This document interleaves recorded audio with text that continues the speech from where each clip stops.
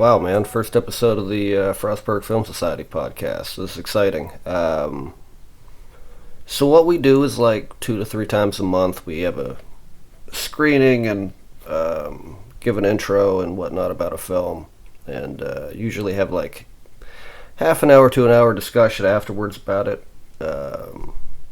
And I chose to show Kiss Kiss Bang Bang for our first episode. But before we get into it, a little bit of housekeeping. A lot of thanks are in order. The Carter family here in Frostburg, they have allotted us a space to screen these films here at the Hotel Gunter. And if you're around Frostburg, please stop by and check out what we're doing. We do it Mondays in the Speakeasy on the lower level of the Gunter. Secondly, I'd like to thank Maryland State Arts Council. It's a fantastic organization. They offer a lot of grants to independent artists to display their work, create their work, take time to develop. If you're somebody in the arts field in the state of Maryland, I strongly recommend you check out their site. It is msac.org. They offered us a grant to really get this thing going and kind of keep it moving the entire year. So a huge thanks to them. Our first film we showed on April 3rd was Kiss Kiss Bang Bang, which is the, to me, the wildly underappreciated Shane Black directorial debut that, well, it just kicks ass, man. Shane is sort of I guess you would have to call him a pioneer in the action screenplay genre. Very highly stylized. If you've seen any of his stuff, you kind of have a feeling for what he does. Let's start at the beginning with him. So he was in 1961 born in Pittsburgh, Pennsylvania. He went to film school at UCLA, of course, where a lot of the greats went and graduated in 1983. The year after he graduated, he started out as a typist for a temp agency and then did data entry for the 1984 Summer Olympics, and also was an usher at Westwood. He took 6 months to develop his first script, which was The Shadow Company. This attracted some attention from 20th Century Fox people, and eventually this led to him writing kind of the classic, iconic buddy cop action comedy called Lethal Weapon. He made a $250,000 deal with Warner Brothers, and this is where he met Joel Silver during the rewrite process. And Silver thought he was very talented, so had him come in and do some uncredited writing work for the Predator script. And he later also helped out with the Monster Squad. Really kind of started rolling for him in 1987, so it's 4 years after he graduated. After writing Lethal Weapon, the Mel Gibson, Danny Glover, classic, fantastic action comedy buddy cop thing, and it really kind of proved what he was capable of in terms of kind of marrying the two together. He's really known for stylized dialogue and really great action sequences, the likes of which would go on to inspire a lot of people to follow, but I don't think anybody quite did it as well as Shane Black did. He went on and started working on Lethal Weapon 2, but they really weren't happy with how dark it was. He wanted to kill the Martin Riz character off. I think he worked on it for like 6 months and basically took a pay split and left. Took 2 years off. This is sort of a theme with Black that he is very clearly a man with a vision, and when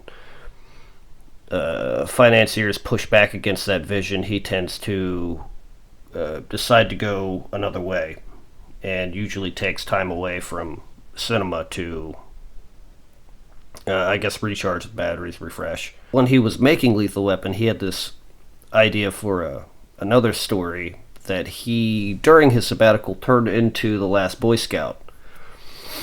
And The Last Boy Scout, the procuring of that script earned him what was in 1990 or 91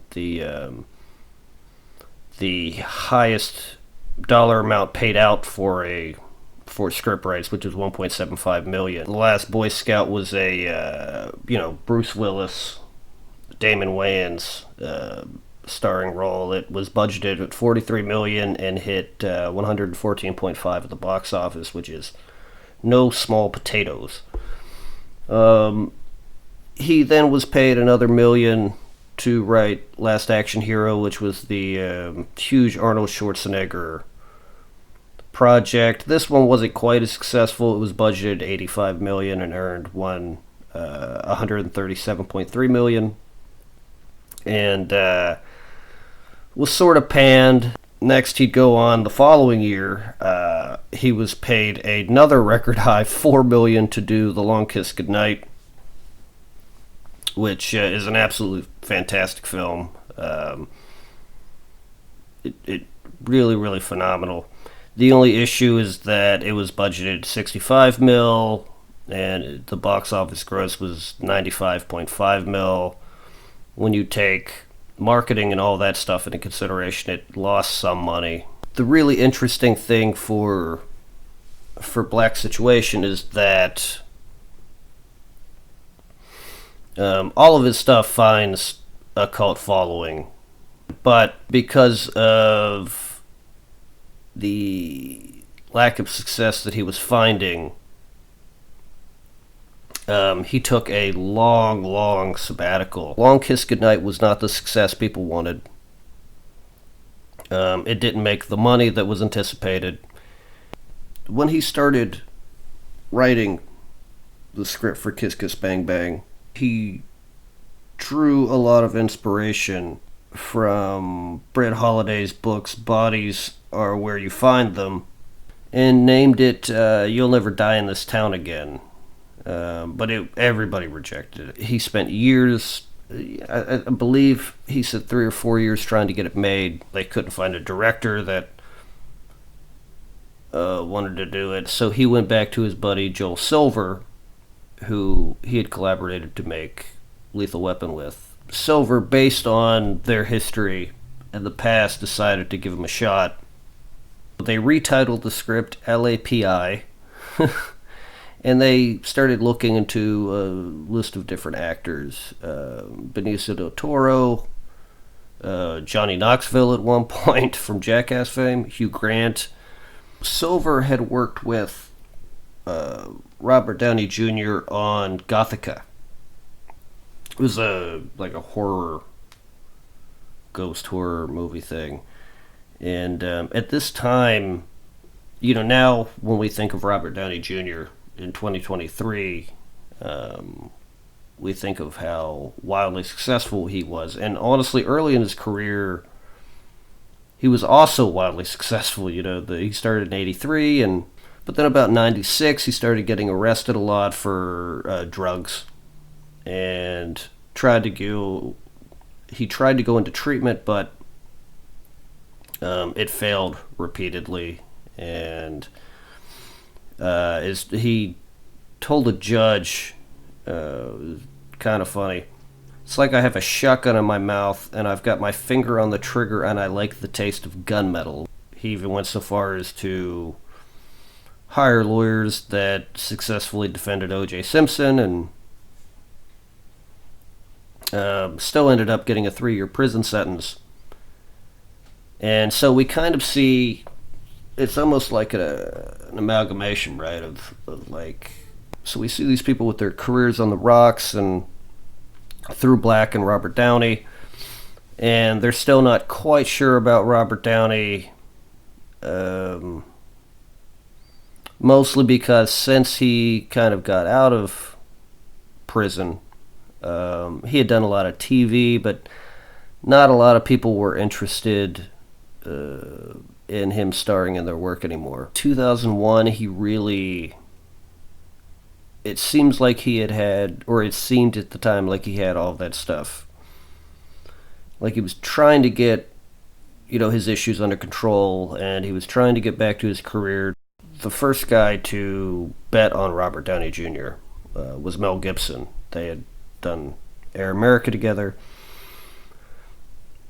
But the issue was that the insurance company demanded like a $3 million policy just to allow Downey to return to working in film, but Gibson went forward with it. And they made the 2003 The Singing Detective, which was a Keith Gordon direct feature. Robert Downey was brilliant in the film. That led to Gothika, where he had worked under producer Joel Silver. Silver withheld 40% of Downey's salary to ensure that his behavior didn't return. And, Robert took it like a champ, man. He was like, all right, let's go ahead and, so he took his lumps. And because of the belief from his friend Mel Gibson, and because he had had a great run with Joel Silver, this kind of put him square in the target for Kiss Kiss Bang Bang. Kiss Kiss Bang Bang was going to be his first lead role in quite a while on anything. This was kind of seen as, Shane Black's big return, and he didn't want to risk any possible loose cannons. But they had him come into audition, and he did great, knocked it out of the park. And they were kind of like, all right, I'm pretty sure this is the guy. Shane Black decided he was going to be directing it. You have to keep in mind there's almost 20 years of this guy just being a writer. So this was also a big gamble. So this also explains why the budget was low. They went and pulled Val Kilmer in. Val Kilmer was sort of known as a bit of a pain in the ass. But he, Val wanted to make a comedy, and the role of Gay Perry was kind of unlike anything he had done before. Nobody was quite certain about this film, right? It's half romantic comedy, half murder mystery. It's got this whole neo-noir feel to it. And also, they had cast Michelle Monaghan, who was known for smaller roles. They hired cinematographer, DP, Michael Barrett, who had recently won awards for like CSI and TV stuff. Got a nice premiere at the Chinese Theater. It did well at the Cannes Film Festival in 2005. It was given a release, but this is really the tragedy of Kiss Kiss Bang Bang, because I watch a lot of films a year, a lot, and this is one that I always come back to, and it's one that I always enjoy. It always makes me laugh.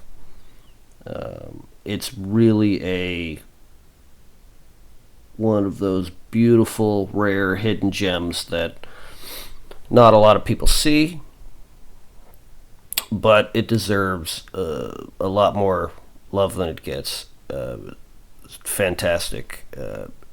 And off its $15 million budget, it grossed 15.8 at the box office, which was wildly disappointing and a real shame. But luckily later it kind of felt a call. I mean, that's sort of the story on anything Shane Black touches for the most part, really, is that this film, just like Last Boy Scout, just like The Long Kiss Goodnight, it found its audience later and built it slowly over time. And I would argue that this is probably his best work, and I would even argue that it is one of Val Kilmer's very best works. I mean, this is right up there with what he did in Tombstone. This, to me, is easily Robert Downey Jr.'s best. And it took people that Hollywood was losing interest in or didn't have faith in, and they made something really remarkable. Fortunately, critics really liked it, and so sometimes if the critics are on your side and you get some awards and some nominations, which fortunately this did, so this really brings us to the reason that it's included. We're showing 2 films for the month of April. The theme of April is before Marvel. And our 2 screenings are 2 films that very much led to the MCU. That if you take these 2 films out of cinematic history, the MCU may not be what it is today. The box office wasn't a very good return. They lost money on this because of, again, marketing and so forth. But fortunately, a man by the name of Jon Favreau, who was putting together the first Iron Man movie, which arguably is kind of the first MCU film. These sort of weird ironies happen in art sometimes. Well, in life in general, but especially in art, and especially as small of a town as Hollywood is. Favreau was looking for a Tony Stark, and there's a lot of difficult elements with that character that you would have to find the perfect person to play it. They had a lot of ideas for who to do it, but when Favreau saw Kiss Kiss Bang Bang, he knew that the only guy, in his mind at least at the time, that could do the job full justice was Robert Downey Jr. And because of how fantastic Kiss Kiss Bang was, and because this was his 3rd feature that turned to be very successful, insurance companies started relaxing a bit because he was building a track record of stability again, because he had managed to stay clean, because he had stayed out of trouble with the law. Favreau decided to push for this. The studio didn't want him because of his past, but he also said, look, you're dealing with a character that has substance issues and a lot of darkness, and it's hard to picture anybody else taking on that role other than Robert Downey Jr. So this film has a lot to do with Downey becoming Iron Man. And funny enough, a few years later, Shane Black is given his second bite at the directorial apple with Iron Man 3, which he, of course, wrote and directed that as well. Iron Man 3 did, pretty well. It had some criticisms, but again, that's the point, right? Is that each work you do is sort of a stepping stone, and you don't necessarily... Anytime I hear somebody say they knew where they were going, they knew what they were doing, it sort of amazes me, because I don't understand how that's possible. It seems like one thing leads to the next thing, leads to the next thing. The entire crux of the MCU and what it has become today as, almost and arguably the single most commercially successful franchise of its kind. So much so that everybody wants to create these type of universes now. A lot of these early 2000 films and even some of the late 90s films were sort of a wellspring for where contemporary cinema is. And without them, we wouldn't have it. A lot of guys feel that we've lost something, which I find interesting. Tarantino has called this the worst era in cinema, worse than the 80s, which is a really rough estimation. Martin Scorsese has claimed that the Marvel films are not films. It's not cinema. It's more like an amusement park ride. A lot of people feel that these are the best of the best. And honestly, what I take away from them, from the MCU in particular, movies, there's just this certain, I don't know, it's a game of percentages, right? Like, I don't know, 15% of movies are phenomenal. 20% of them suck, and the remainder is somewhere in between, and it's a spectrum. And even when you look at movies that are obviously bad, something like The Room or Troll 2 or Birdemic, or there is real beauty, and you can feel the people that made it really wanted to make that, and they spent a lot of time and they worked their asses off to make the best thing they could. And even the failure is a success. Just like Kiss Kiss Bang Bang, where monetarily it seems like a loss, but the world gained a lot from it. And, we most certainly wouldn't have Shane Black in the director's seat for Iron Man 3. Probably wouldn't have Robert Downey Jr. as Iron Man, a role that he inhabited for a number of years. And there's talks of him coming back as Iron Man. Who knows if we would even have an MCU at all. The best way to discuss Shane Black is that he most certainly is filled with complexity and contradictions in his work and ideologies that buck against the stereotypes of Hollywood in really interesting ways, that elevates him to something beyond just your average action director. Michael Bay makes Michael Bay movies, and he does action sequences fantastically, but his character and stories are always nil. Even when he's working on material that the character and story are handed to him on a platter, he still picks it up. But Shane, it almost feels like his action sequences are in service of these things, and has carried on since the very beginning. When you look at Lethal Weapon, you're talking about a veteran of a war partnering up with a man that has been a police officer that is just tired of it, and has sort of been beaten up by it, and I'm too old for this shit. You're looking at that sort of diversification also in Kiss Kiss Bang Bang. Differently portrayed, but still that sort of interesting mix, and it all feels authentic to me in a really beautiful way.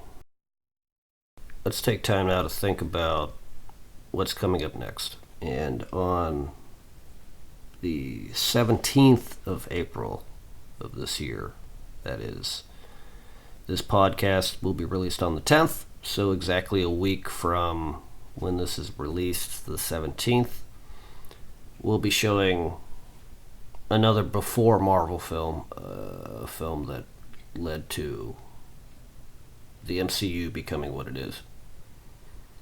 And we'll be showing Russo Brothers, Welcome to Collinwood.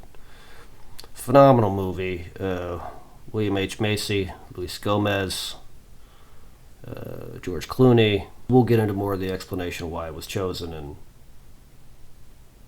why it's important to the MCU for the next podcast, which will be released on the 24th of this month. On April 17th, we press play at 6 p.m.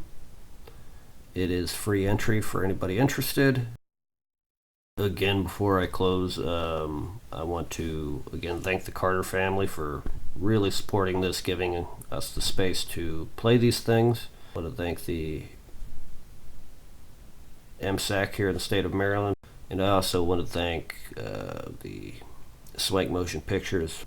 So thanks again for listening, and I hope you learned some stuff. And I hope I also want to thank the people that came out to the screening, and I hope more people will come to the screening for Welcome to Collinwood. And if you were not at the screening, I really, really encourage you to check out Kiss Kiss Bang Bang. It's a movie that will not disappoint. So long live Shane Black. And I hope you check out his body of work. Recently he's done The Good Guys with Russell Crowe and Ryan Gosling. The Predator film he made in 2018 is pretty good. So until next time, hopefully I'll see more people on the 17th for Welcome to Collinwood. Starts at 6 in the Speakeasy. Have a week.